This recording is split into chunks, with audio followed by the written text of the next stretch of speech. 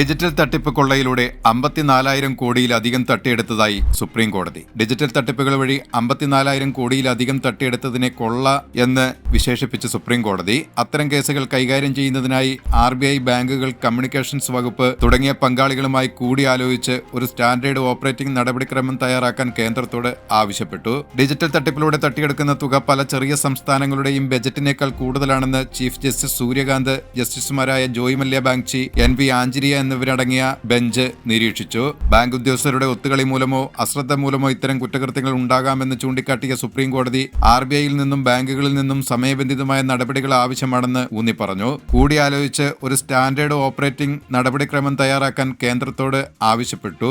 ഇന്ത്യയിലെ ഡിജിറ്റൽ പേയ്മെന്റുകൾ കുതിച്ചുയരുന്നതിനാൽ തട്ടിപ്പ് മൂലം 1,00,000.40 രൂപ നഷ്ടപ്പെട്ടതായി റിസർവ് ബാങ്ക് പറയുന്നു. റിസർവ് ബാങ്കിന്റെ സ്റ്റാൻഡേർഡ് ഓപ്പറേറ്റിംഗ് നടപടിക്രമം, ടെലികോം വകുപ്പിന്റെ തീരുമാനങ്ങൾ എന്നിവ പരിഗണിച്ച് 4 ആഴ്ചയ്ക്കുള്ളിൽ ഒരു കരട് ധാരണാപത്രം തയ്യാറാക്കാൻ ആഭ്യന്തര മന്ത്രാലയത്തോട് പുതിയ നിർദ്ദേശങ്ങൾ പുറപ്പെടുവിച്ചുകൊണ്ട് കമ്മീഷൻ ആവശ്യപ്പെട്ടു.